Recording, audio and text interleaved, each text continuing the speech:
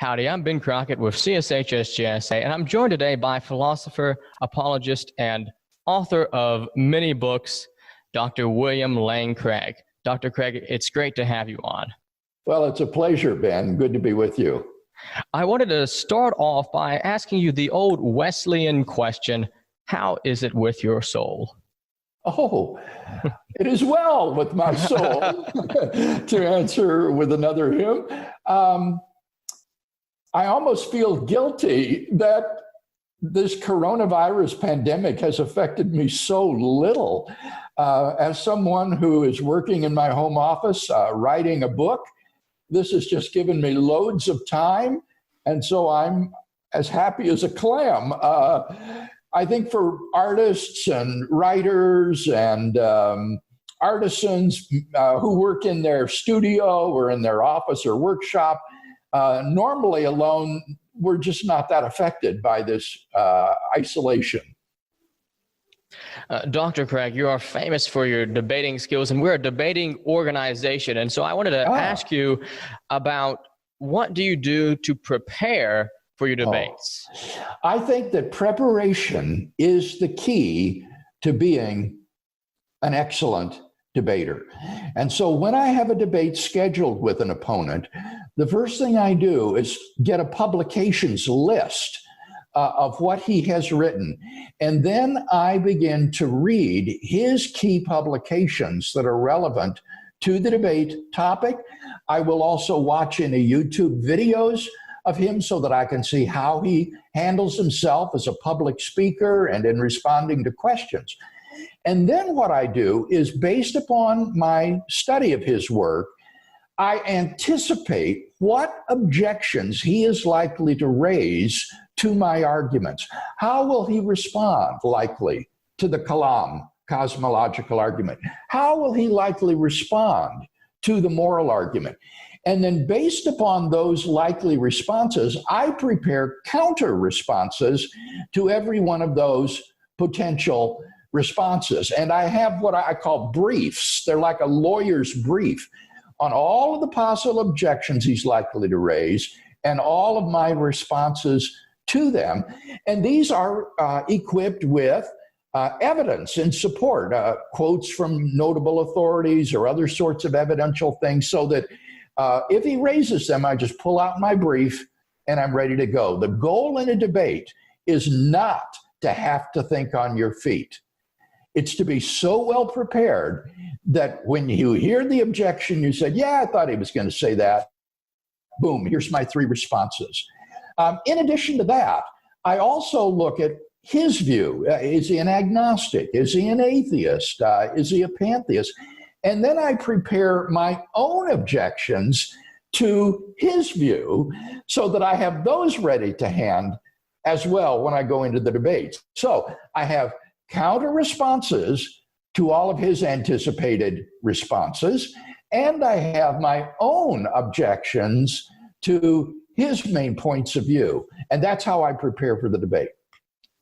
Before we get to one of your signature arguments for the existence of God, namely Kalam's cosmological argument, of the four horsemen of atheism, who would you say is the most formidable debater? Well, in all honesty, in all candor, none of the four guys was formidable. I was shocked at how weak they were. I would say of the four, Sam Harris was the least weak. He at least participated fully and engaged and was willing to get up and debate against me. But Hitchens and Dawkins and Dennett were very weak. And I don't think that's just my personal opinion. That seems to be the general consensus. So the toughest atheists or skeptics that I've debated have been other figures, not the so-called four horsemen of the new atheism. What was the best debater you ever went up against? I think that the best debater that I ever confronted with was a fellow named Doug Jessup, who was a philosopher at the University of North Carolina. And He came really prepared. He had multiple objections to every one of my 5 arguments. He knew them in advance and was stoked. And he was very effective as a public speaker. And afterward, I went up to him, shook his hand, and said, "You are a very good debater." And he said, "Thanks. I was on my university debate team." And I thought, aha, so here's a fellow who had not only the same philosophical credentials and training that I did, but he also had the same intercollegiate debate experience that I had in competing academically in debate as a college student. And so that was a really good contest. Unfortunately, the recording of it was so poor that we couldn't reproduce it, but there is a transcript of the debate that you can read on our Reasonable Faith website, reasonablefaith.org. Dr. Craig, in your debates, what argument have you found most persuasive on the people listening? I think that the moral argument for God's existence is the most persuasive. And the reason for that is that it's so hard to ignore. You can ignore the evidence for the beginning of the universe and get on just fine in your life. But you can't ignore the question of whether or not you think that objective moral values and duties exist. Every day you get up, you answer by how you treat other people, whether you think that others have intrinsic and objective moral worth, or whether they're just means to be used for your own ends. And so I think this provides a very powerful moral argument that would go like this. Step 1 would be, if God does not exist, then objective moral values and duties do not exist. That is to say, if atheism is true, if there is no God to be the absolute anchor for moral values and duties, then everything is relative. Moral values and duties are just spin-offs of the bioevolutionary process and societal conditioning. Second premise would be, but objective moral values and duties do exist. In moral experience, we apprehend a realm of moral duties and values that force themselves upon us. For example, I think everyone recognizes that love is good and that cruelty and inflicting pain for no reason at all is evil and wrong. Well, from those 2 premises, it follows that therefore God exists.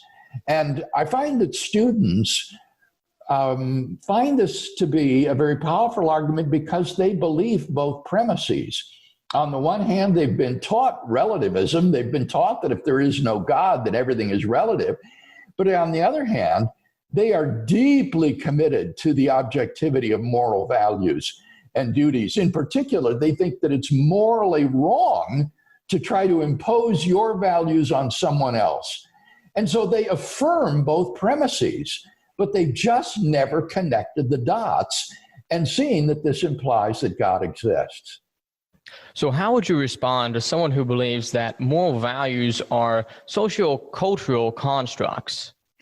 I would say you're absolutely right if atheism is true.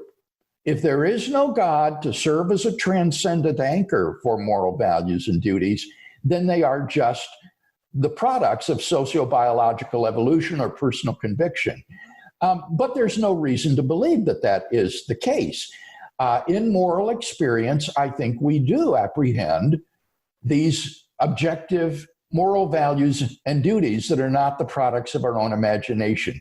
Now, certainly there are areas of gray, but I think every one of us, if you probe a while, will find themselves committed to certain objective moral values and duties. For example, I remember one time after speaking on a university campus, a Black student came up to me afterward and said, "I don't believe in objective moral values and duties." And I said to him, "Really?" And he said, "No." And I said, "So you don't think that racism is wrong?" And he was sort of taken aback, and he thought for a moment, and he said, "Well, yeah, I guess I really do think that racism is wrong." And so he saw, yes, he does believe in the objectivity of moral values and duties. And just ask questions like that. Do you think that the medieval crusades were morally wrong? Do you think that it's morally wrong for the Catholic Church to allow priests to abuse sexually little boys and then cover it up by moving the priest to another diocese? Do you think that it would be morally all right for homophobes to round up all the gay men in this country and put them in concentration camps? I think all of us recognize that these would be moral outrages. So, we're a high school organization. Quite a few of us are more than skeptical about God's existence. So what do you believe is the most compelling argument for the non-existence of God, and how would you respond to it?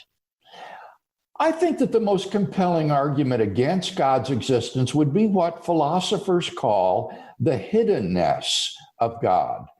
Namely, it would be easy for God to make his existence so much more obvious. He could have written his name in the stars or put a neon cross in the sign saying, I love you, and we would all know that he exists. But he hasn't done so. God remains at arm's distance from us. And many times in life's most difficult times, we don't perceive God's existence clearly. And so the hiddenness of God is a challenge. My response to this would be somewhat technical. It would appeal to the way in which I think God relates to and governs the world. Namely, I think that God knows what amount of evidence would be conducive to bringing the optimal number of people freely into a saving and eternal love relationship with himself. And if he thought that providing greater evidence of his existence would do that, he would surely provide it. I think it's important to understand that God is not interested just in getting people to believe that he exists, adding one more item to their inventory of existent things. Rather, he is interested in building a love relationship with people that will last forever. And if God were to put a neon cross in the sky or write his name in the stars, certainly more people might believe that there is a God, but that is no guarantee at all that people would come to love and know him. On the contrary, they might after a while begin to chafe under his brazen advertisements. So I think we can trust God to provide that amount of evidence which is sufficient for people to make a free and informed decision whether or not they want to love and trust him or not.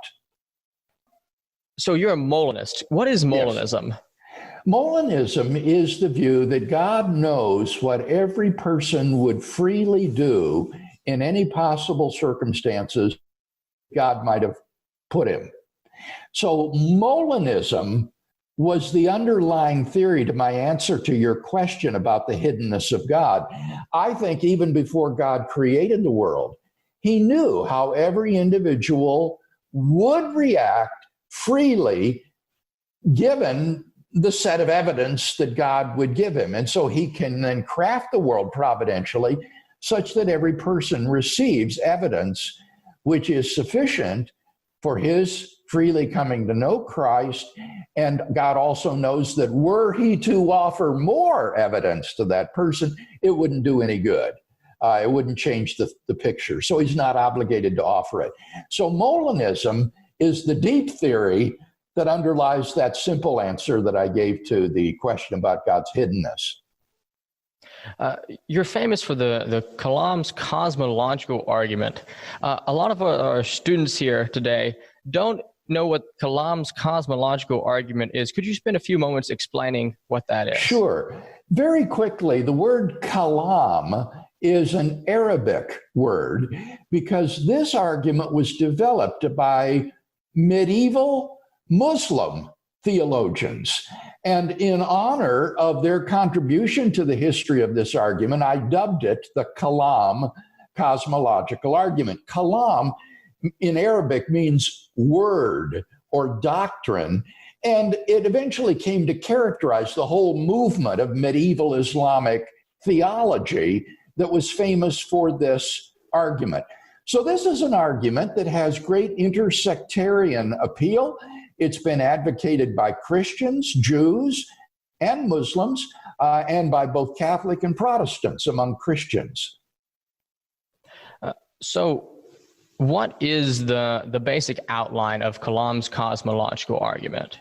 3 simple steps. Number 1, whatever begins to exist has a cause.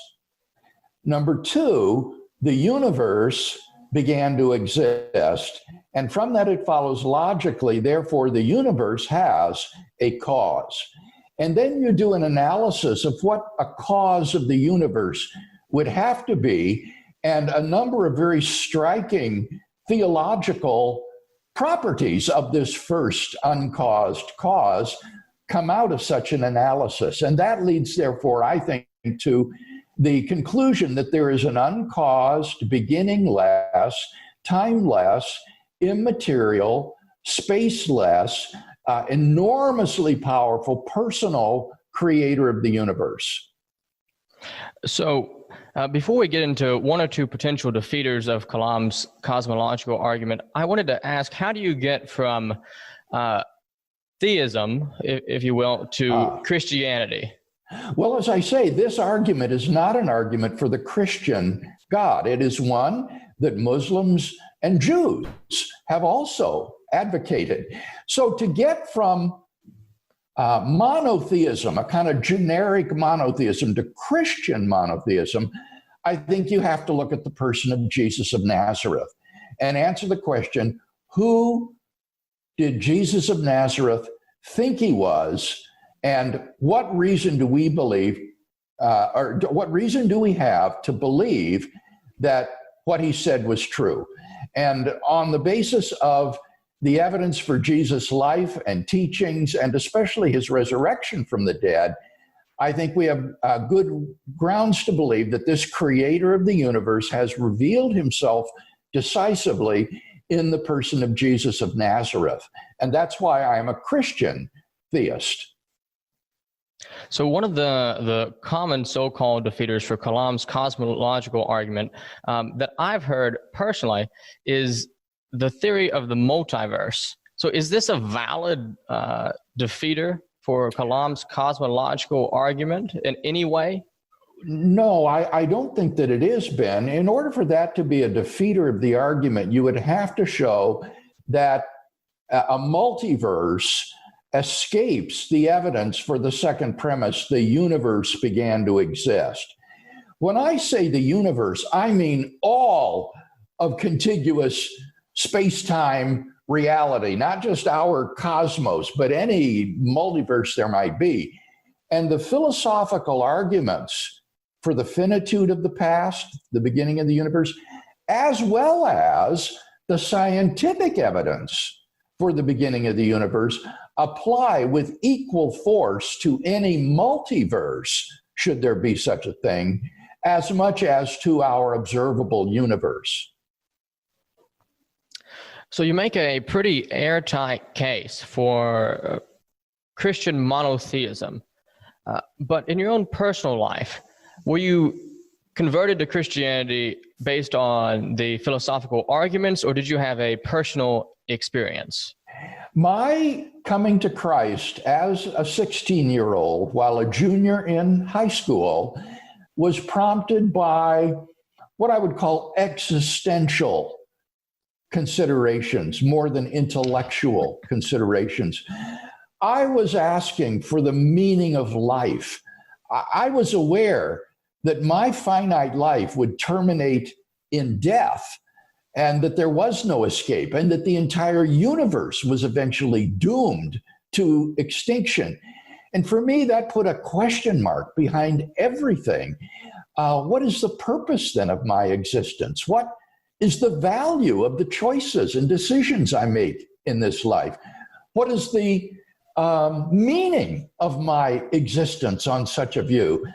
And I couldn't find any. I was experiencing deep, deep existential despair that I later discovered it was written about by French existentialist philosophers like Jean-Paul Sartre and Albert Camus, though I had never read them at the time. But I experienced personally that deep existential despair. And it was then that a girl who sat in front of me in my high school German class shared with me about the love of God and his reality. And that prompted me for the first time to open the New Testament and to begin to read it.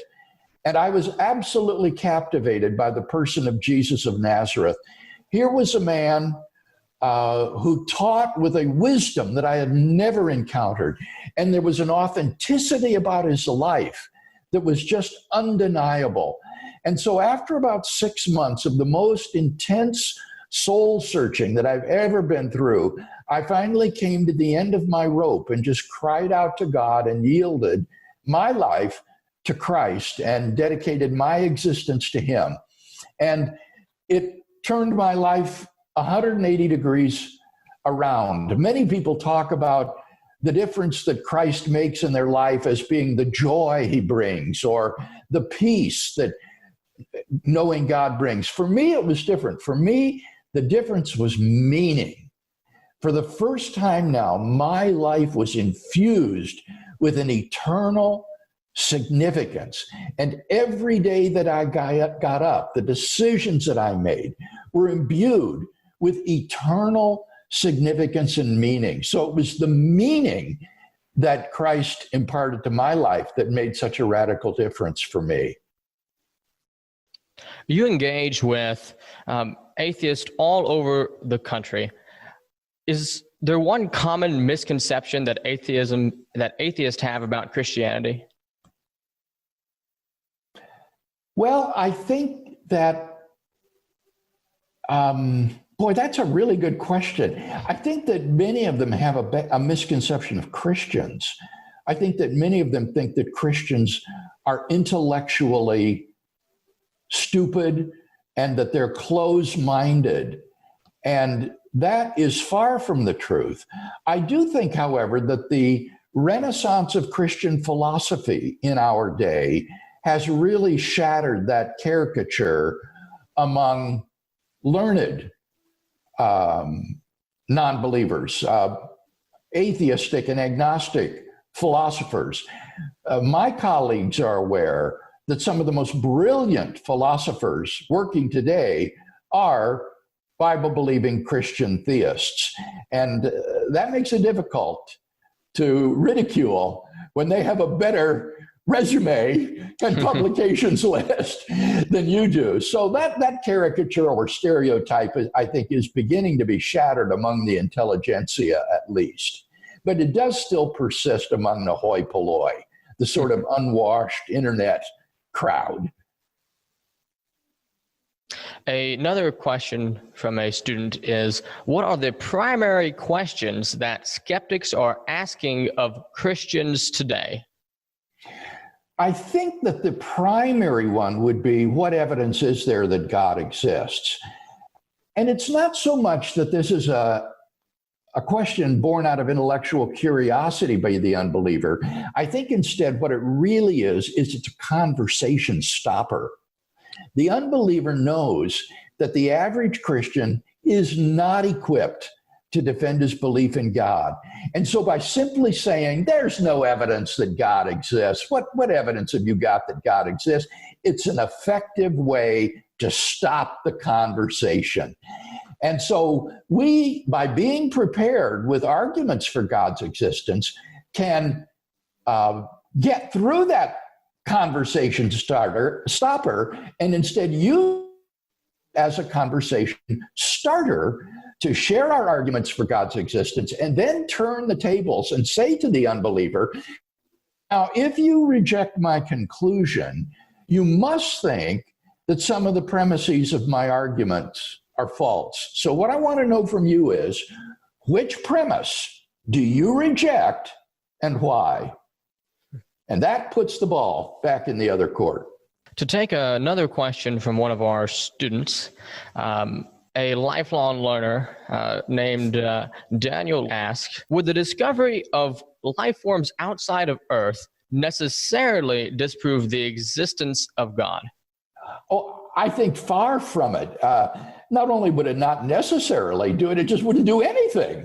I see no reason at all why God may not have created intelligent life forms on other planets, in our galaxy or in other galaxies. So I'm entirely open to that.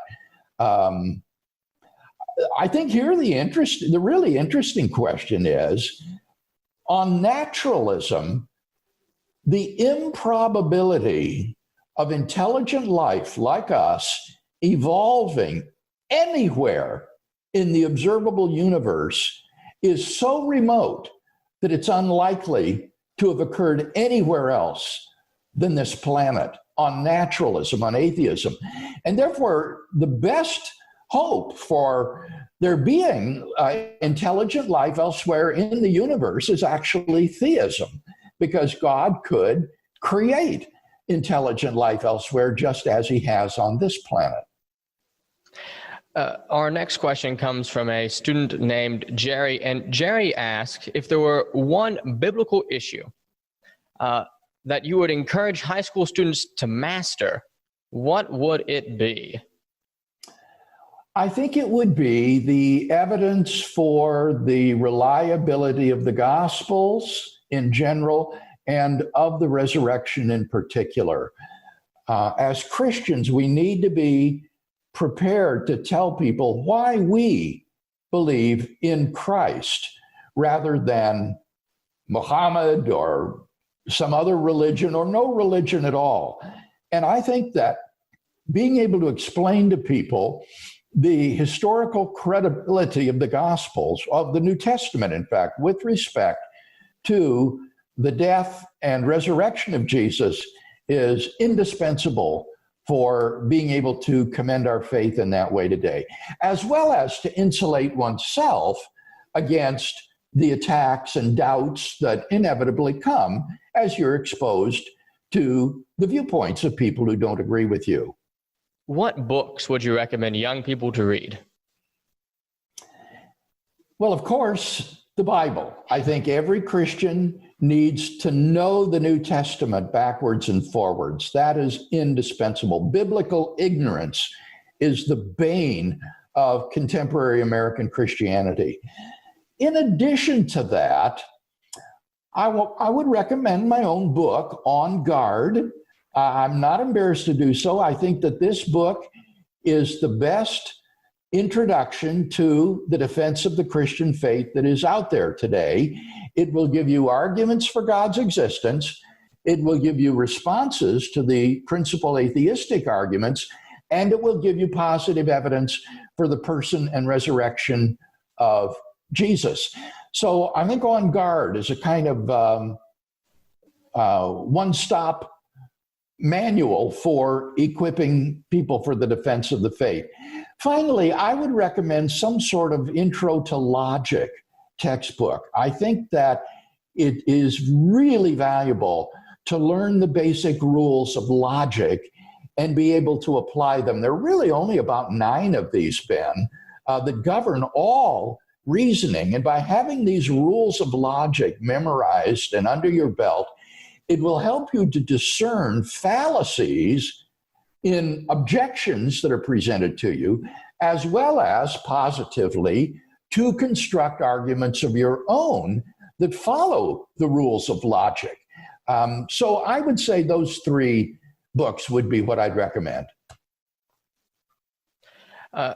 This final question comes from another student, and this student asks, having just gained one of the most profound Christian thinkers of our day, Ravi Zacharias, how would you sum up his legacy to the apologetic community?